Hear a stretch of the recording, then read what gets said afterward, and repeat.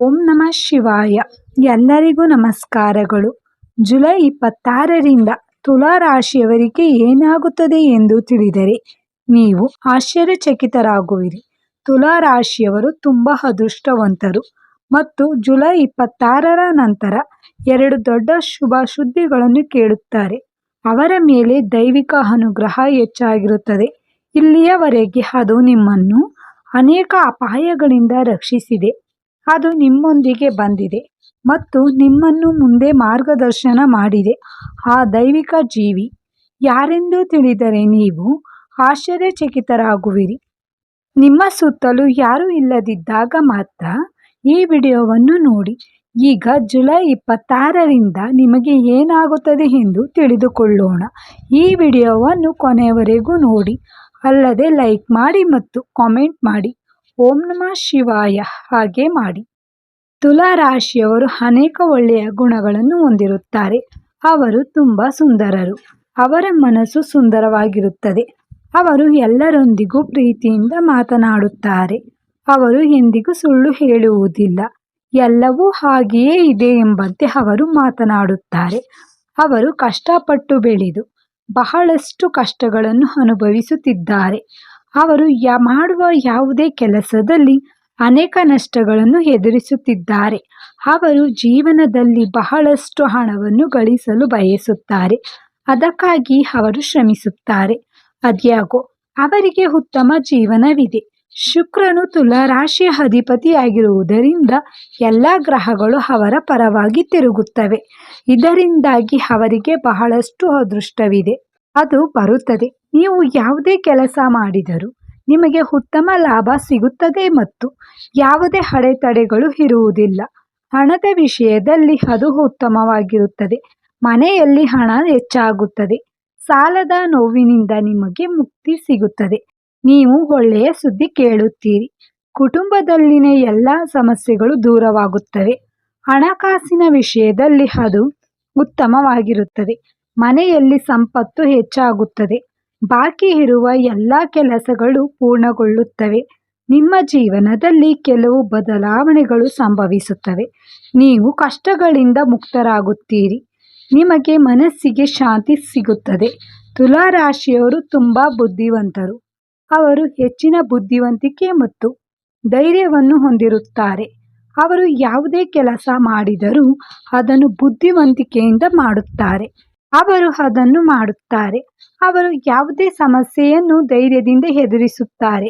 ಅವರ ಮಾತುಗಳು ಹುತ್ತದಂತಾಗಿರುತ್ತದೆ ಮತ್ತು ಅವರ ಹೃದಯಗಳು ಧೈರ್ಯಶಾಲಿಯಾಗಿರುತ್ತವೆ.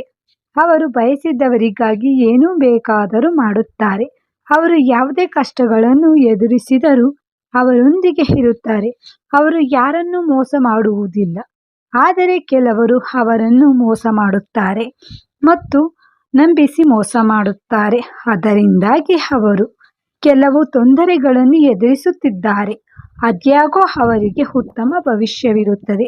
ಅವರ ಮೇಲೆ ದೈವಿಕ ಆಶೀರ್ವಾದ ಹೆಚ್ಚು ಇರುತ್ತದೆ. ಇದರಿಂದಾಗಿ ಅವರಿಗೆ ಬಹಳಷ್ಟು ಅದೃಷ್ಟ ಸಿಗುತ್ತದೆ. ನೀವು ಏನೇ ಮಾಡಿದರೂ ನಿಮಗೆ ಅನಿರೀಕ್ಷಿತ ಆರ್ಥಿಕ ಲಾಭಗಳು ಸಿಗುತ್ತವೆ. ನಿಮ್ಮ ಎಲ್ಲ ಸಾಲಗಳು ದೂರವಾಗುತ್ತವೆ. ಎಲ್ಲ ಯೋಜಿತ ಕಾರ್ಯಗಳು ಪೂರ್ಣಗೊಳ್ಳುತ್ತವೆ. ಹೂಡಿಕೆಗಳಿಂದ ಉತ್ತಮ ಲಾಭ ದೊರೆಯಲಿದೆ. ತುಲಾ ರಾಶಿಯವರಿಗೆ ಚಿತ್ತ ನಕ್ಷತ್ರವು 3 ಮತ್ತು 4 ಪಾದಗಳನ್ನು ಹೊಂದಿದೆ. ಸ್ವಾತಿ ನಕ್ಷತ್ರವು 1, 2, 3, 4 ಪಾದಗಳನ್ನು ಹೊಂದಿದೆ. ವಿಶಾಖ ನಕ್ಷತ್ರವು 1, 2, 3 ಒಟ್ಟು 9 ಪಾದಗಳನ್ನು ಹೊಂದಿದೆ. ಅವರ ಕಠಿಣ ಪರಿಶ್ರಮ ಖಂಡಿತವಾಗಿಯೂ ಫಲ ನೀಡುತ್ತದೆ. ಜುಲೈ 26ರಿಂದ ಅದೃಷ್ಟವು ನಿಮ್ಮ ಪರವಾಗಿ ತಿರುಗುತ್ತದೆ. ನಿಮ್ಮ ಜೀವನದಲ್ಲಿನ ಎಲ್ಲ ಸಮಸ್ಯೆಗಳು ಸಂಪೂರ್ಣವಾಗಿ ನಿವಾರಣೆಯಾಗುತ್ತವೆ. ನಿಮ್ಮ ಜೀವನವು ನೀವು ಬಯಸಿದಂತೆಯೇ ಇರುತ್ತದೆ. ವಿದ್ಯಾರ್ಥಿಗಳು ತಮ್ಮ ಕಲೆಯನ್ನು ಪೂರೈಸುತ್ತಾರೆ ಮತ್ತು ಉತ್ತಮ ಮಟ್ಟವನ್ನು ತಲುಪುತ್ತಾರೆ. ಉದ್ಯಮಿಗಳು ಇಲ್ಲಿಯವರೆಗೆ ಎದುರಿಸಿದ ಎಲ್ಲ ತೊಂದರೆಗಳು ಅವರನ್ನು ತೆಗೆದುಹಾಕಲ್ಪಡುತ್ತದೆ. ವ್ಯವಹಾರವು ಚೆನ್ನಾಗಿ ನಡೆಯುತ್ತದೆ ಮತ್ತು ಹಣವು ಹೆಚ್ಚು ಬರುತ್ತದೆ. ಉದ್ಯಮಿಗಳಿಗೆ ಉತ್ತಮ ಬಡ್ತಿ ಪಡೆಯುವ ಅವಕಾಶವಿರುತ್ತದೆ.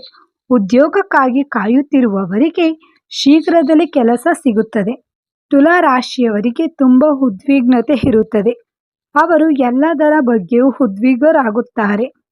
ಜೀವನದಲ್ಲಿ ಏನಾದರೂ ಸಂಭವಿಸಿದರೆ ಅವರು ತುಂಬಾ ದುಃಖಿತರಾಗುತ್ತಾರೆ. ಅವರಿಗೆ ಸಾಕಷ್ಟು ಪರಿಶ್ರಮವಿರುತ್ತದೆ. ಅವರು ಏನಾದರೂ ಮಾಡಲು ಬಯಸಿದರೆ ಅದು ಪೂರ್ಣಗೊಳ್ಳುವವರೆಗೂ ಅವರು ಅದನ್ನು ಬಿಡುವುದಿಲ್ಲ. ಅವರು ಏನು ಬೇಕಾದರೂ ಮಾಡುತ್ತಾರೆ. ಅವರು ಜೀವನದಲ್ಲಿ ಬಹಳಷ್ಟು ಹಣವನ್ನು ಗಳಿಸಲು ಮತ್ತು ಸಂತೋಷದಿಂದ ಬದುಕಲು ಬಯಸುತ್ತಾರೆ. ತುಲಾ ರಾಶಿಯವರಿಗೆ ಕರುಣಾಳು ಸ್ವಭಾವವಿರುತ್ತದೆ. ಇನ್ನು ಹೆಚ್ಚಿನವರು ಇರುತ್ತಾರೆ. ಅವರು ಎಲ್ಲರಿಗೂ ಸಹಾಯ ಮಾಡುತ್ತಾರೆ. ಅವರು ಯಾವಾಗಲೂ ಅವರನ್ನು ನಂಬುವವರೊಂದಿಗೆ ಇರುತ್ತಾರೆ.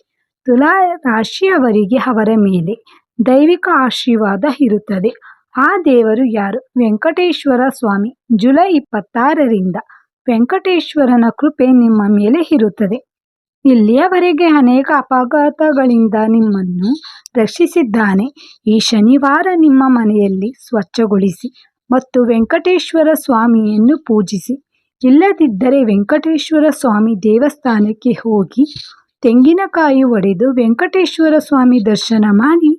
ಹಾಗೆ ಮಾಡುವುದರಿಂದ ನೀವು ವೆಂಕಟೇಶ್ವರ ಸ್ವಾಮಿಯ ಸಂಪೂರ್ಣ ಅನುಗ್ರಹವನ್ನು ಪಡೆಯುತ್ತೀರಿ ಮತ್ತು ನಿಮ್ಮ ಜೀವನದಲ್ಲಿ ಯಾವುದೇ ತಿರುವು ಇರುವುದಿಲ್ಲ. ನಿಮಗೆ ಅಪಾರ ಅದೃಷ್ಟ ಸಿಗುತ್ತದೆ. ನೀವು ಮುಟ್ಟಿದ್ದೆಲ್ಲವೂ ಚಿನ್ನವಾಗುತ್ತದೆ. ನಿಮ್ಮ ಎಲ್ಲ ಆಸೆಗಳು ಈಡೇರುತ್ತವೆ. ಮನೆಯಲ್ಲಿ ಆಶೀರ್ವಾದವೂ ಇರುತ್ತದೆ. ನಿಮ್ಮ ಜೀವನದಲ್ಲಿ ಅನೇಕ ಪವಾಡಗಳು ಸಂಭವಿಸುತ್ತವೆ. ನೀವು ಒಳ್ಳೆಯ ಸುದ್ದಿಯನ್ನು ಕೇಳುತ್ತೀರಿ. ನಿಮಗೆ ಅಪಾರ ಸಂಪತ್ತು ಸಿಗುತ್ತದೆ ಮತ್ತು ಮನೆಯಲ್ಲಿ ಹಣ ಹೆಚ್ಚಾಗುತ್ತದೆ. ಎಲ್ಲ ಆರೋಗ್ಯ ಸಮಸ್ಯೆಗಳು ದೂರವಾಗುತ್ತವೆ ಮತ್ತು ನಿಮ್ಮ ಆರೋಗ್ಯವು ಚೆನ್ನಾಗಿರುತ್ತದೆ. ಕುಟುಂಬದಲ್ಲಿ ಎಲ್ಲರೂ ಸಂತೋಷವಾಗಿರುತ್ತಾರೆ. ಆದ್ದರಿಂದ ಅಂತಹ ದೊಡ್ಡ ಅವಕಾಶವನ್ನು ಕಳೆದುಕೊಳ್ಳಬೇಡಿ. ವೆಂಕಟೇಶ್ವರ ಸ್ವಾಮಿ ಕೃಪೆ ನಿಮ್ಮ ಮೇಲಿದ್ದರೆ ನೀವು ತುಂಬ ಅದೃಷ್ಟವಂತರು. ಯಾರು ನಿಮ್ಮನ್ನು ಏನೂ ಮಾಡಲು ಸಾಧ್ಯವಿಲ್ಲ. ನಿಮ್ಮ ಶತ್ರುಗಳು ಸಂಪೂರ್ಣವಾಗಿ ನಾಶವಾಗುತ್ತಾರೆ. ಅವರು ದೂರ ಹೋಗುತ್ತಾರೆ. ನಿಮ್ಮನ್ನು ಕೀಳಾಗಿ ಮತ್ತು ಅಪಹಾಸ್ಯ ಮಾಡಿದವರು ನಿಮ್ಮ ಬಳಿಗೆ ಹಿಂತಿರುಗುತ್ತಾರೆ. ಆದ್ದರಿಂದ ನಿಮ್ಮ ಜೀವನದಲ್ಲಿ ಏನೇ ನಡೆದರೂ ಎಲ್ಲವೂ ನಿಮಗೆ ಒಳ್ಳೆಯದಕ್ಕಾಗಿ ಎಂದು ಭಾವಿಸಿ. ನಿಮ್ಮ ಆತ್ಮವಿಶ್ವಾಸವನ್ನು ಎಂದಿಗೂ ಕಳೆದುಕೊಳ್ಳಬೇಡಿ ಮತ್ತು ಧೈರ್ಯದಿಂದ ಮುಂದುವರಿಯಿರಿ. ವೆಂಕಟೇಶ್ವರ ಸ್ವಾಮಿ ದೇವರನ್ನು ಖಂಡಿತವಾಗಿಯೂ ನಿಮ್ಮೊಂದಿಗೆ ಇರುತ್ತಾರೆ. ತುಲಾ ರಾಶಿಯವರು ಈ ಶನಿವಾರ ಪೂಜಾ ಕೋಣೆಯಲ್ಲಿ ಕೆಲವು ಅಕ್ಷತೆಗಳನ್ನು ಇರಿಸಿ. ನಿಮ್ಮ ಬೀರು, ನಿಮ್ಮ ಖಜಾನೆಯಲ್ಲಿ ಇದನ್ನು ಇರಿಸಿ. ಮನೆಯಲ್ಲಿರುವ ಎಲ್ಲ ನಕಾರಾತ್ಮಕ ಶಕ್ತಿ ದೂರವಾಗುತ್ತವೆ. ನಿಮ್ಮ ಮನೆಗೆ ಬಂದಿರುವ ಬಡತನವು ದೂರವಾಗುತ್ತದೆ. 4 ದಿಕ್ಕುಗಳಿಂದಲೂ ಹಣ ಬರುತ್ತದೆ.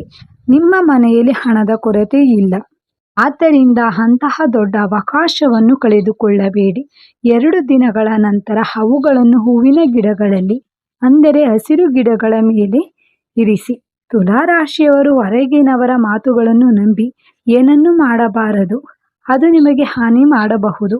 ಆದ್ದರಿಂದ ನೀವು ಏನು ಮಾಡಬೇಕೆಂದು ಭಾವಿಸುತ್ತೀರೋ ಅದನ್ನು ಮಾಡಿ. ಅದು ಉತ್ತಮ ಲಾಭವನ್ನು ತರುತ್ತದೆ. ಮದುವೆಗಾಗಿ ಕಾಯುತ್ತಿರುವ ತುಲಾ ರಾಶಿಯವರು ಶೀಘ್ರದಲ್ಲೇ ಮದುವೆಯಾಗುತ್ತಾರೆ. ಅವರು ಖಂಡಿತವಾಗಿಯೂ ಈ ವರ್ಷ ಮದುವೆಯಾಗುತ್ತಾರೆ. ತುಲಾ ರಾಶಿಯವರು ನಿಮಗೆ ಸಾಧ್ಯವಾದರೆ ಬಡವರಿಗೆ ಆಹಾರವನ್ನು ದಾನ ಮಾಡಿ. ನೀವು ಹಸಿದವರಿಗೆ ಅನ್ನ ನೀಡಿದರೆ ನಿಮಗೆ 3 ಕೋಟಿ ಜನ್ಮಗಳ ಪುಣ್ಯ ಸಿಗುತ್ತದೆ. ನಿಮ್ಮ ಜೀವನದಲ್ಲಿನ ಎಲ್ಲ ದೋಷಗಳು ದೂರವಾಗುತ್ತವೆ. ನಿಮ್ಮ ದಾರಿಯಲ್ಲಿ ಬರುವ ಎಲ್ಲ ಅಡೆತಡೆಗಳು ದೂರವಾಗುತ್ತವೆ. ನಿಲ್ಲಿಸಲಾದ ಹಣವು ಬರುತ್ತದೆ. ನಿಮ್ಮ ಜೀವನದಲ್ಲಿ ಹಣದ ಕೊರತೆ ಇರುವುದಿಲ್ಲ. ಮುಂಬರುವ ದಿನಗಳಲ್ಲಿ ಆರ್ಥಿಕ ಲಾಭಗಳು ಇರುತ್ತವೆ. ಆದ್ದರಿಂದ ಅಂತಹ ದೊಡ್ಡ ಅವಕಾಶವನ್ನು ಕಳೆದುಕೊಳ್ಳಬೇಡಿ. ತುಲಾ ರಾಶಿಯವರೇ, ಹೊರಗಿನವರೊಂದಿಗೆ ಸ್ವಲ್ಪ ಜಾಗರೂಕರಾಗಿರಿ. ಯಾರೊಂದಿಗೂ ಜಗಳವಾಡಬೇಡಿ. ಯಾರಿಗಾದರೂ ಜಗಳವಾದರೆ ಮಧ್ಯದಲ್ಲಿ ಬರಬೇಡಿ. ಆದ್ದರಿಂದ ನೀವು ಹಣವನ್ನು ಕಳೆದುಕೊಳ್ಳುವ ಸಾಧ್ಯತೆ ಇದೆ. ಅಲ್ಲದೆ ನಿಮ್ಮ ಆದಾಯದ ಬಗ್ಗೆ ಹೊರಗೆ ಹೇಳಬೇಡಿ. ಆದ್ದರಿಂದಾಗಿ ನೀವು ಹೆಚ್ಚು ಹೆಚ್ಚು ಕೋಪಗೊಳ್ಳುತ್ತಿದ್ದೀರಿ. ನೀವು ಚೆನ್ನಾಗಿ ಬದುಕಿದರೆ ನೀವು ಅದನ್ನು ಸಹಿಸಲು ಸಾಧ್ಯವಾಗುವುದಿಲ್ಲ. ಜಾಗರೂಕರಾಗಿರಿ. ಎಂ ಮತ್ತು ಎಸ್ ಅಕ್ಷರದಿಂದ ಪ್ರಾರಂಭವಾಗುವ ಹೆಸರುಗಳಿರುವವರೊಂದಿಗೆ ವಿಶೇಷವಾಗಿ ಜಾಗರೂಕರಾಗಿರಿ. ಅವರು ನಿಮ್ಮ ಜೀವನದಲ್ಲಿ ಕೆಲವು ಸಮಸ್ಯೆಗಳನ್ನು ಉಂಟು ಮಾಡಬಹುದು. ನಿಮ್ಮ ಅದೃಷ್ಟ ಬರುವುದಿಲ್ಲ. ಆದ್ದರಿಂದ ಈ 2ರ ಬಗ್ಗೆ ಜಾಗರೂಕರಾಗಿರಿ. ನೀವು ಹೊಸ ವಿಷಯಗಳನ್ನು ಪ್ರಾರಂಭಿಸಲು ಬಯಸಿದರೆ ಸೋಮವಾರ ಅಥವಾ ಶನಿವಾರ ಅವುಗಳನ್ನು ಪ್ರಾರಂಭಿಸಿ. ಅದು ಉತ್ತಮ ಲಾಭವನ್ನು ತರುತ್ತದೆ. ಯಾವುದೇ ಸಮಸ್ಯೆಗಳಿಲ್ಲ. ಈ 2 ದಿನಗಳಲ್ಲಿ ನೀಲಿ ಬಟ್ಟೆಗಳನ್ನು ಧರಿಸಬೇಡಿ. ನೀವು ಅವುಗಳನ್ನು ಧರಿಸಲು ಬಯಸಿದರೆ ಇತರ ದಿನಗಳಲ್ಲಿ ಅವುಗಳನ್ನು ಧರಿಸಿ. ಇದರಿಂದ ಯಾವುದೇ ಸಮಸ್ಯೆಗಳಿಲ್ಲ.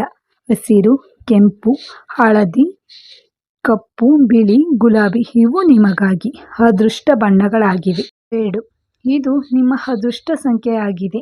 ಇಂತಹ ಹೆಚ್ಚಿನ ವಿಡಿಯೋಗಳಿಗಾಗಿ ನಮ್ಮ ಚಾನಲನ್ನು ತಕ್ಷಣ ಸಬ್ಸ್ಕ್ರೈಬ್ ಮಾಡಿ, ಲೈಕ್ ಮಾಡಿ, ಶೇರ್ ಮಾಡಿ, ಕಾಮೆಂಟ್ ಮಾಡಿ. ಧನ್ಯವಾದಗಳು.